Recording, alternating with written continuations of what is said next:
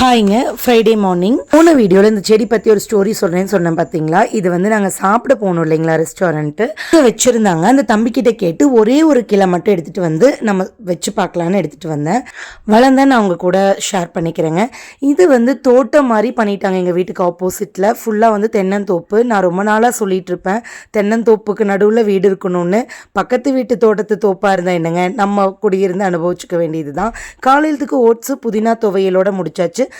பஜனைக்கு போக வேண்டிய வேலை இருந்ததுங்க. அங்கே போயிட்டு கொஞ்சம் கடை விஷயமாக எல்லா ஷாப்பெல்லாம் போய் விசாரிச்சுட்டு வந்துட்டு நைட்டுக்கு வந்து உப்பு பருப்பு செஞ்சுக்கலான்னு வெங்காயம் தொளிச்சிட்டு இருக்கேங்க. வெங்காயம் தொளிக்கும் போதெல்லாம் எங்கள் அப்பா ஞாபகம் தான் வரும். அவர் இருந்தார்னா ஃபுல்லாக வெங்காயத்தை தொளிச்சு கொடுத்துட்டு போயிடுவார். நான் வந்து தொளிச்சு செய்ய முடப்படுவேன்னு. ஸோ அம்மா அப்பா மட்டும்தாங்க இந்த மாதிரிலாம் யோசிச்சு நம்மளுக்காக வேலை செய்ய முடியும். தக்காளி பருப்பு மட்டும் வேக வச்சு நல்லா சின்ன வெங்காயம் வரமிளகா தாளிச்சு கொட்டி செஞ்சு பாருங்கள், சூப்பராக இருக்கும்.